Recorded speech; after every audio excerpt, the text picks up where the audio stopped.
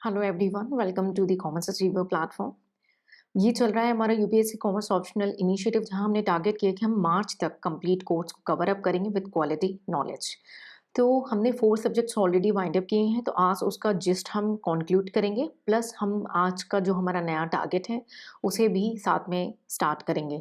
आपको करना कैसे होगा, कैसे उस जिस्ट को साइमल्टेनियसली वाइंड अप करना है और कैसे आज नया आपको टारगेट स्टार्ट करना है, आप उसका जो है मैक्सिमम बेनिफिट लेंगे। और प्रीलिम्स का जो स्टूडेंट रिक्वेस्ट कर रहे हैं कि मैम उसको भी इंक्लूड कराएं इन बिटवीन, तो आपसे भी मैंने यही रिक्वेस्ट की है कि every day try to do at least 100 MCQs, ठीक है। और आपका जो स्टैटिक पोर्शन है उसे भी आप साइमल्टेनियसली वाइंड अप करना शुरू कर दें। और एक बार आपका मार्च में ऑप्शनल पेपर सेट असाइड हो जाए, ठीक है, उसके बाद you have to do only 100% your prelims, ठीक है। तो सबसे पहले मैं वाइंड अप करवाऊंगी आपसे फाइनेंशियल अकाउंटिंग।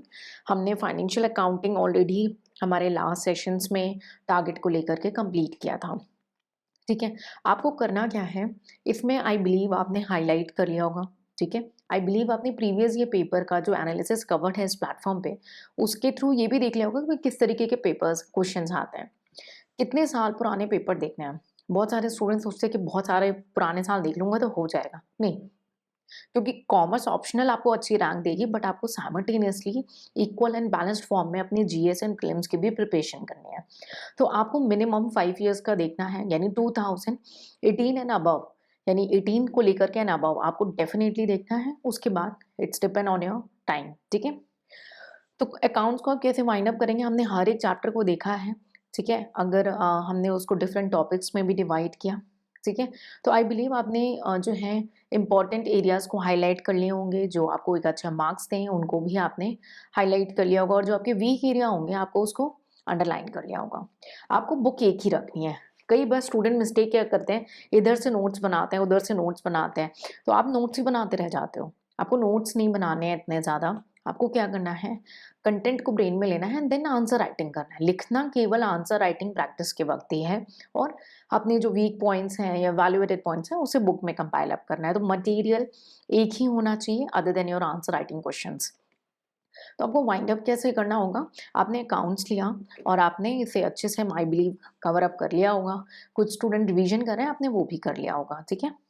अब आपका अकाउंट्स कंप्लीट है। बहुत सारे ऐसे स्टूडेंट होंगे जिन्होंने 100% नहीं कंप्लीट किया है, केवल 90% या 95% किया है, it's okay, but try to do it 90 to 95%, ठीक है।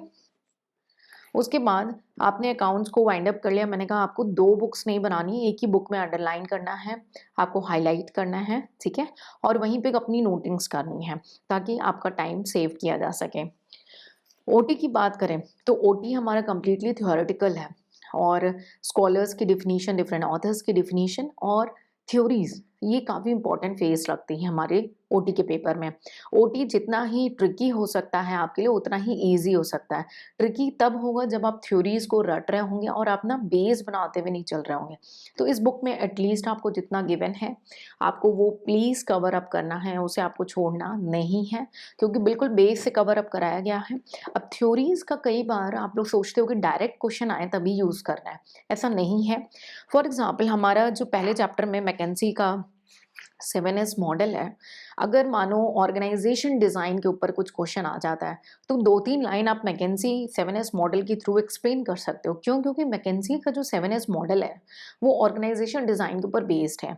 तो ऐसा नहीं है कि थ्योरी जो भी थ्योरीज़ हैं उन पे डायरेक्ट क्वेश्चन है तभी आपको यूज़ करना है। अगर आपको स्मार्ट राइटिंग करनी है, तो आपको इन थ्योरीज़ का उन एरियाज़ में भी, अब ज़बरदस्ती नहीं, बट हाँ, अगर आपका लगता है कि वो सेटल हो रहा है तो डेफ़िनिटली आपको यूज़ करना है, वो ही आपको आउटस्टैंडिंग करेगा बाकी अदर स्टूडेंट्स हैं, ठीक है। तो जो थ्योरीज़ हैं, स्कॉलर्स की डेफिनिशंस हैं, है ना? फॉर एग्ज़ाम्पल देखिए, ये क्लासिकल ऑर्गेनाइज़ेशन थ्योरी के बारे में काफ़ी कुछ गिवन है, प्लस यहाँ पे डिफरेंट स्कॉलर्स ने बीच-बीच में बहुत सारी बातें बोली थी। तो ये सारी चीज़ें जब आप कंटेंट के इन इन बिटवीन पुट करते हैं, तो ये काफ़ी अच्छा इंप्रेशन आपका जो है डालता है। एग्जामिनेशन में आप ऑब्वियसली बोल्ड तो नहीं कर सकते, आपने अंडरलाइन कर लेना है। गलत नहीं कोट करना है, कोशिश करना है अगर कोट करेंगे तो सही कोट करेंगे। अब दूसरा प्रॉब्लम आता है कि मैम याद कैसे रखें? तो मल्टीपल रिवीजन आपको करना होगा। अगर आप वीडियो सेशंस देख रहे हैं, तो वीडियो को स्पीड अप में सुन-सुन के उन पर्टिकुलर टॉपिक को सेट असाइड करते जाएँ। और अगर आप केवल मटेरियल रेफर कर रहे हैं, कोई बात नहीं, आप सिर्फ उन पर्टिकुलर टॉपिक्स को जो है मानिए आपने एक चैप्टर रीड किया और उसमें आपने हाइलाइट कर लिया कि हाँ, हमारा पॉइंट नंबर 4 में प्रॉब्लम आ रहा है, कॉन्फिडेंस नहीं है, पॉइंट नंबर 7 में कॉन्फिडेंस नहीं है। फिर आप चैप्टर 2 रिवाइज़ कर रहे हैं, तो वापस आके आपको फिर से एक बार 4 और 7 को रिवाइज़ करना है। फिर आप चैप्टर 3 पे पहुँचे, तो एक बार फिर से आके पॉइंट नंबर 4 एंड 7 को रिवाइज़ करना है। ऐसे आपको अपने थ्योरी पेपर को वाइंड अप करना है। तो आई बिलीव ओटी अगर आप रिवीजन कर रहे हैं या आपने वन टाइम कंप्लीट किया है हमारे लास्ट सेशंस के थ्रू, तो आपने इसे भी हाईलाइट कर लेना है और आंसर राइटिंग मस्ट है, उसको आप एलिमिनेट नहीं कर सकते हैं। तो आंसर राइटिंग के लिए मैंने जैसे आपको लास्ट सेशंस में बताया था कि आपको अपनी जो है सेपरेट जो सब्जेक्ट वाइज है आंसर राइटिंग करनी है और उसे कंपाइल अप करना है। आंसर राइटिंग जो आप प्रैक्टिस करोगे उसके अलावा कोई और अदर मटेरियल नहीं बनेगा। आपको मैं बार-बार क्लियर कर दे रही हूँ। अगर आपको ये जिद है कि आपको अचीव करना है, तो प्लीज़ जो मिस्टेक्स ऑलरेडी स्टूडेंट्स कर चुके हैं वो आप नहीं रिपीट करेंगे, ठीक है? तो ओटी आप ऐसे वाइंड अप कर सकते हैं। इस बुक में जितना है उतना आपको करना है। प्लस ओटी बहुत ज़्यादा आपकी क्रिएटिविटी डिमांड करता है। डायरेक्ट एक तो टर्म्स क्लियर होने चाहिए। पेपर 2 में सबसे ज़्यादा दिक्कत यही है कि आपको टर्म्स क्लियर होने चाहिए। इसीलिए ना हम लोगों ने एचआरएम के साथ अभी सेशंस भी स्टार्ट किए हैं, जहाँ पे स्टूडेंट सिर्फ अपने टर्म्स को रिवाइज़ करता रहे एटलीस्ट, कि भई 2 मिनट में या 3 मिनट में अगर आपका एक टर्म रिकॉल हो जा रहा है, तो आपको सारा कुछ याद आ जाएगा आपने क्या पढ़ा था। है ना? तो try to do that also in between as a break, lunch लिया, आप वॉक कर रहे हो, ठीक है, ब्रश कर रहे हो, just try to go and just listen it, don't waste that time also, ठीक है? तो ओटी आपने वाइंड अप कर लिया, हमारा पेपर 2। नेक्स्ट हमने वाइंड अप किया है आईआर। बहुत पतली बुक है लेकिन बहुत इंपॉर्टेंट है, जीएस पेपर 3 में भी इसका इम्पोर्टेंट रोल है। और कई बार जो है इसमें हमें जो है करंट से लिंक करके ट्रिकी क्वेश्चन पूछ लिया जाता है, तो आपसे रिक्वेस्ट है आईआर का पूरा स्टैटिक पोर्शन जिसमें गिवन है, प्लीज़ आप इसको कवर अप करके जाएंगे। प्लस आपने लिंक करना है। अगर आपको प्रीवियस ईयर करने का टाइम नहीं है, आंसर राइटिंग करने का टाइम नहीं है, तो आपको करना क्या है, एटलीस्ट 2018 एंड ऑनवर्ड्स, ध्यान से सुनिएगा, 2018 एंड ऑनवर्ड्स से लेकर के टिल डेट आपके जो पेपर्स हो चुके हैं, उनका ट्री डायग्राम के थ्रू आपको प्रैक्टिस करना है। फॉर एग्जांपल आपने कोई क्वेश्चन लिया और उसमें क्या पूछा है, ये समझा आपने और प्लस आपने ट्री डायग्राम ड्रॉ कर दिया। बट आपने सही किया है नहीं, वो आपको एनालाइज करना होगा। Otherwise it's very important to do the answer writing practice. Next is taxation. It's huge and it's very important. हमने लास्ट सेशन में टैक्सेशन को वाइंड अप करते वक्त एक हमारा 2022 का क्वेश्चन सॉल्व किया और बहुत सारे स्टूडेंट ने एनालाइज किया होगा कि अगर प्रोविजन अच्छे से नहीं आता है तो हम क्वेश्चन सॉल्व किसी भी हाल में नहीं कर सकते हैं। और प्रोविजन अच्छे से आ जाए, उसको कवर अप करवाने के लिए जो 2022 में स्टूडेंट्स ने अपना रिव्यू दिया कि मैम प्रोविजन माइंड में जल्दी सेटल नहीं होता और maximum time compare to all 9 और 10 सब्जेक्ट्स टैक्सेशन सबसे ज़्यादा समय ले लेता है। कॉन्फिडेंस तो होता है बट उतना नहीं आता, कुछ ना कुछ चीज़ों में रिस्क लगता है। So please help it out. तो उसमें मैंने आपको क्या किया है, हर एक जो आपके प्रोविजंस हैं, फॉर एग्जांपल हम सैलरी कर रहे हैं तो मोटर कार पे आपका प्रोविजन है, रेंट फ्री अकोमोडेशन पे है, पेंशन पे है, आपका ग्रेजुटी पे है। तो आपके सेपरेट क्लासेस हैं इन टर्म्स पे, फिर सेपरेट क्लासेस हैं न्यूमेरिकल पे। आपको करना क्या है, टैक्सेशन का हमने एक एज ए इनिशिएटिव इशू किया है कि आप इनका बेनिफिट्स लें और इन क्लासेस को कवर अप कर लें, मल्टीपल रिवीजन दें। देखिए प्रोविजन को आपको मल्टीपल रिवीजन देना है, न्यूमेरिकल को आपको मल्टीपल रिवीजन नहीं। एक बार कॉन्सेप्ट क्लियर हो गया कि भाई सैलरी में बेसिक डीए आना है, या हम जब प्रोविडेंट फंड कैलकुलेट कर रहे हैं तो हमें सैलरी में क्या इंक्लूड करना है क्या नहीं, वो एक बार क्लियर हो गया तो क्लियर हो गया, है ना? उसके बाद प्रोविजन को रिकॉल करना है आपको, कंप्लीट प्रोविजन को। तो आपको क्या करना है, टैक्सेशन के सेशंस का मैक्सिमम बेनिफिट लीजिए। से 2 बेनिफिट होगा, एक तो टैक्सेशन आपका अच्छे से कवर अप हो जाएगा, आप काफ़ी सेफ हो सकते हो, और दूसरा बेनिफिट आपको एक रोड मैप मिलेगा कि कैसे आपको हर एक टॉपिक को वैल्यू देते हुए जाना है, और अगर कोई दुश्मन टॉपिक है तो उसे कैसे करना है। चैप्टर 3 किया तो उसको हाईलाइट रखा अपने पेपर में और वापस आके रिवीजन किया, ठीक है? तो ये आपको फॉलो करनी है स्ट्रैटेजी। ये 4 सब्जेक्ट हमारे 18th जनवरी तक हमने कंप्लीट कर लिए हैं, और अगर आप सिंसियरली जो है इसको फॉलो करेंगे, आई प्रॉमिस आप मार्च एंड में खुद को जब खड़े होके देखेंगे आपको कॉन्फिडेंस आ जाएगा कि हाँ आपने कॉमर्स ऑप्शनल को सेव कर लिया। Rest is your choice, excuses जितनी बनाओगे उतनी कम है। और आज का हमारा टारगेट क्या होने वाला है, आज का हम नया टारगेट लेंगे हमारा financial management, UPSC commerce optional paper number 1 section B. Section B में हमारा एफएम और एफआई है, तो आज हम स्टार्ट करने वाले हैं एफएम में, ठीक है? एफएम में भी आज हम ज़्यादा इसलिए नहीं लेंगे, रीज़न बीइंग क्योंकि मैंने आपको वो 4 सब्जेक्ट्स को बोला है, इसको प्लीज़ मतलब बुक आप अगर देखो अपने तो आपको कॉन्फिडेंस आएगी, हाँ, इसको 1-2 बार रिवीजन दिया और आई एम ओके। सो एक ना मटेरियल तो होना चाहिए ना कंपाइल अप, तो वो आपने रिवीजन करना है और उसके बाद आपको करनी है आंसर राइटिंग प्रैक्टिस, प्लीज़ उसे मिस नहीं करेंगे, ठीक है? तो हमारा जो आज एफएम का टारगेट होने वाला है वो है फाइनेंस फंक्शन और रिस्क एंड रिटर्न रिलेशनशिप, ठीक है? सो फाइनेंस फंक्शन भी आपका काफ़ी जो है इम्पोर्टेंट चैप्टर है, ठीक है? इस पे भी आपके एक ना एक क्वेश्चन जो है हर ऑल्टरनेटिव ईयर्स में हमने देखे हैं। डिफरेंट स्कॉलर्स की डिफिनीशन है, फाइनेंस फंक्शन का नेचर क्या है और जो डिफरेंट स्कॉलर्स हैं उन्होंने क्या बोला है, एम्स क्या है, तो एम के आपने बुलेट पॉइंट्स को माइंड में सेटल किया और इनके इंटरनल कंटेंट को रीड करके अच्छे से समझ लिया। फिर मल्टीपल रिवीजन आपको कैसे करना है, सिर्फ इन पॉइंटर्स को देख के रिवीजन करना है। फॉर एग्जाम्पल इन पॉइंटर्स में कोई टॉपिक उठ जाता है और उस पर डिस्क्रिप्टिव आंसर आता है, तो आप कनेक्ट कर लोगे फाइनेंस फंक्शन के साथ और लिख लोगे, ठीक है? और कई बार होता है डायरेक्ट क्वेश्चन आता है एम्स ऑफ फाइनेंस फंक्शन, तो आप एम्स पे भी लिख लोगे। तो ये स्ट्रैटेजी आपको जो है ऑप्ट करनी है। सेम हम फॉलो करेंगे स्कोप ऑफ फाइनेंस फंक्शन में and then we goal of finance function. ये काफ़ी इंपॉर्टेंट है, गोल पे कई बार क्वेश्चन आ चुके हैं, वेल्थ मैक्सिमाइजेशन और प्रॉफिट मैक्सिमाइजेशन पे, तो इसको काफ़ी अच्छे से आपको अंडरस्टैंड करना है, ठीक है? उसके बाद हमारा जो नेक्स्ट टारगेट है वो है रिस्क एंड रिटर्न रिलेशनशिप। तो रिस्क एंड रिटर्न रिलेशनशिप में जो हम एक्सपेक्टेड रिटर्न कैलकुलेट करते हैं, न्यूमेरिकल तो देखिए नहीं आया है, लेकिन रेशियो एनालिसिस में या कैपिटल बजटिंग में कई बार ऐसे इंक्लूड कर लिया जाता है, ठीक है? तो प्रीवियस ईयर बेसिस के बेसिस में जो है ये फॉर्मूले को इसलिए इंक्लूड किया है क्योंकि कई बार इसे कैपिटल बजटिंग में इंक्लूड कर देते हैं, ठीक है?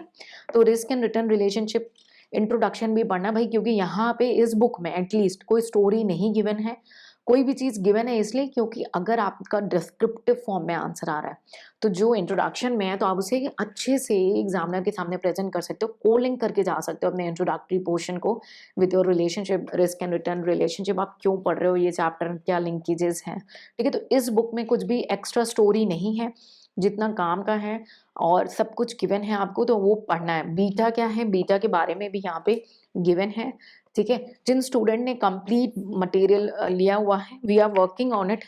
और टाइप्स ऑफ रिस्क मैं बताती हूँ, systematic risk and unsystematic risk, इनको भी अच्छे से कवर अप करना है। अब जिन स्टूडेंट ने बुक्स ली हैं with complete set with effect from 2023 and onwards और past analysis I will see, तो टीम आपको अब ये वर्किंग ऑन इट कि हम आपको एक रोड मैप और देते कि आप कैसे अपने जो टॉपिक्स को पढ़ रहे हैं इस बुक से, उसे प्रीवियस ईयर से कैसे लिंक करेंगे, ठीक है? तो ये मैं I am researching on it, I am working on it. Once it done तो आपको इन्फॉर्म कर दिया जाएगा, इंटीमेट कर दिया जाएगा। तो काफ़ी छोटे टॉपिक मिले हैं आज आपको एफएम की, जोश के साथ फिर से लग जाओ। 2 दिन का आपको रिवीजन का टाइम दिया था, आज आपको उन चारों सब्जेक्ट में से एक-एक को उठाना है और बुक वाइज कॉन्फिडेंस डेवलप होगा, हाँ ये मेरी बुक कंप्लीट हो गई, या आपने इसको कवर अप किया with the help of video lectures, इसके तो वीडियो भी मिल रहे हैं आपको, माइंड अप करते जाओ। ये हो गई तो कॉन्फिडेंस डेवलप होता जाएगा कि हाँ भाई इतना कोर्स हो चुका और ये सेफ है मेरा, है ना? और मैंने कहा जो वहाँ पे कमांड नहीं है उसमें आपने जो है नोट या कोई स्टिकर लगा देना है, वहाँ पे लिखना है मेरे को पॉइंट नंबर 4 में या इस पेज में या इस पेज में प्रॉब्लम है और इसको मेरे को मल्टीपल रिवीजन देना है। तो जब चैप्टर 2 करो तब आगे रिवाइज करो, 3 करो फिर आगे रिवाइज करो, ऐसे एलिमिनेट भी करते जाओगे विद ऐड भी करते जाओगे। नेक्स्ट हमारा जो आज का टारगेट रहने वाला है ओबी। जनरली स्टूडेंट्स गलती क्या करते हैं, ओटी और ओबी दोनों सिमिलर एक ही मटेरियल से कवर अप करके उसे सेम अंडरस्टैंड करते हैं। ये उनकी सबसे बड़ी मिस्टेक हो जाती है क्योंकि हमने मैक्सिमम देखा है कि ओटी की सेपरेट बुक्स और सेपरेट रोड मैप नहीं है। अब कंबाइन होने की वजह से क्या, जब ऑथर उसे प्रेजेंट करते हैं तो वो दोनों ही पर्सपेक्टिव से प्रेजेंट करने लगते हैं। तो आपको रिक्वेस्ट है कि ओबी इज ए सेपरेट सब्जेक्ट, तो उसे सेपरेट सब्जेक्ट की तरह ही देखना है। तो ओबी का हमारा आज का टारगेट है, ठीक है? पहला मीनिंग एंड कॉन्सेप्ट। देखो अब मुझे तो पता है कि आपको पता होगा ऑर्गेनाइजेशन क्या होता है, लेकिन still I try to create your base, है ना? इस बेस को स्ट्रॉन्ग करते चलेंगे because we never know what questions we are going to expect, ठीक है? तो ऑर्गेनाइजेशन क्या है, फिर ऑर्गेनाइजेशन बिहेवियर क्या है, तो हमने कनेक्ट कर लिया कि हमें पढ़ना क्यों है ऑर्गेनाइजेशन बिहेवियर। फिर इतने सारे स्कॉलर्स के आप देख सकते हो डिफिनीशंस गिवन है, इसे अंडरस्टैंड करना इसलिए ज़रूरी है कि आपके जब डिस्क्रिप्टिव क्वेश्चन आते हैं ना, तो आपको एक आदत बन चुकी होती है कि आप इनको इंटरप्रिटेट कर लेते हो, तो एग्ज़ाम में उसकी जो मिस्टेक्स हैं वो लीस्ट होती जाती हैं। तो प्लीज़ ये जो ऑथर्स की डिफिनीशन है इसे अंडरस्टैंड करेंगे। नेक्स्ट है हमारा नेचर। नेचर में हमने वही बुलेट पॉइंट्स देख लिए और इंटरनल कंटेंट को अंडरस्टैंड करना है। कई बार क्या होता है इंटरनल कंटेंट से टॉपिक लेकर के उसे डिस्क्रिप्टिव क्वेश्चन में फ्रेम कर दिया जाता है, तो आपको कोलिंग करने में ईजी होगा। ठीक है।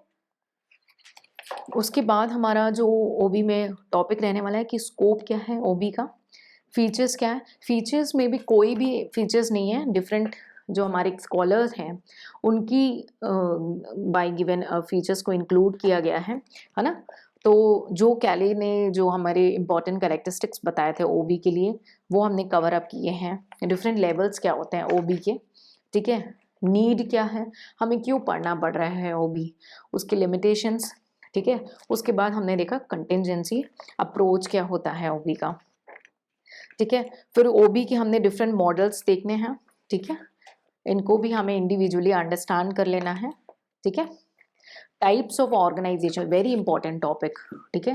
Types of organisation behaviour model, कौन कौन से टाइप हैं। एक तो ये भी आपके माइंड में चार्ट बनी होनी चाहिए कि हाँ इतने तरीके के मॉडल होते हैं, प्लस इंटरनल कि भाई सपोर्टिव मॉडल में क्या था या सिस्टम मॉडल में क्या था। इंटरनल कंटेंट क्लियर होना चाहिए। रीजन बीइंग डिस्क्रिप्टिव क्वेश्चन कई बार इंटरनल कंटेंट को जो है ट्विस्ट करके रेज किए जाते हैं, तो इंटरनल कंटेंट को अंडरस्टैंड कर लेंगे। एटलीस्ट बुक में जितना गवर्न है उसको कवर अप करेंगे। फॉर एग्जाम्पल देखो ये सपोर्टिव मॉडल गिवन है जहाँ पे हम लोग ने मैग्योर की थ्योरी को कनेक्ट किया है। तो अगर ऐसे कुछ डॉट्स कनेक्ट करके आप थ्योरीज को कनेक्ट करके आंसर दोगे तो it will put a good impression, है ना। उसके बाद जो है हमारा इम्पोर्टेंस क्या है ओबी का, और मैनेजर का रोल क्या होता है, ठीक है। मैनेजर के फंक्शंस क्या होते हैं, मैनेजमेंट फंक्शंस क्या है हमारे, डिसिप्लिन क्या है जो ऑर्गेनाइजेशनल बिहेवियर को कंट्रीब्यूट करते हैं। उसके बाद एलिमेंट ऑफ ऑर्गेनाइजेशनल बिहेवियर, ओबी का आपका process, this is also very important. ये भी रिसेंट न्यूज़ में भी था आपको। SOR मॉडल है, SOBA मॉडल है, SR मॉडल है आपका, ठीक है। और SOBC मॉडल है, ये पास्ट ईयर में भी आ चुका है और करंट न्यूज़ में भी था, तो इसको भी अच्छे से कवर अप कर लेंगे। तो ओबी का आज का जो आपका टारगेट रहने वाला है मीनिंग एंड कॉन्सेप्ट, ठीक है। ओबी एंड FM में मैंने आज आपको छोटे टारगेट्स इसलिए दिए हैं कि मैं चाहती हूँ जो 4 सब्जेक्ट हमने कवर अप किए हैं उसका अब आप स्लोली रिवीजन करके उस बुक को ऐसे वाइंड अप करते जाओगे ना तो आपका कॉन्फिडेंस डेवलप होगा। तो जो भी मटेरियल आपको लगता है कि जो पहले आपका कवर अप हो सकता है उसे करें। टैक्सेशन के साथ प्लस पॉइंट है कि आपको वीडियो लेक्चर्स मिले हैं, उसका मैक्सिमम बेनिफिट उठा के टैक्सेशन को भी वाइंड अप करें। बजट में कोई चेंजेस या अपडेट आएगा उसे टाइम टू टाइम हम इन्फॉर्म करेंगे। इन सेशंस का मैक्सिमम बेनिफिट ले लो। आई प्रॉमिस मार्च में जब खड़े होकर खुद को देखोगे आपको कॉन्फिडेंट फील आएगा कि यस मैंने इसको सिंसियरली फॉलो किया and today I am on a winning zone. उसके बाद आपको GS और अपने प्रीलिम्स में ध्यान देने के लिए पूरा टाइम मिलेगा। और अगर आपने नहीं किया, कल पे टाला, so you will face some issues. तो बेटर है इनके थ्रू आप इन टारगेट्स को एटलीस्ट अचीव करें, हार्ड वर्क करें, सिंसियर लें और साथ स्मार्ट वर्क भी कंटिन्यू करें। कोई डाउट है, कोई क्वेरी है, कोई पॉइंटर्स है मैं मिस कर रही हूँ तो प्लीज़ आप उसे कमेंट सेक्शन में पूछ करके क्लियर करें। फिर मिलेंगे नेक्स्ट सेशन में। Till then take care, bye bye and Jai Hind.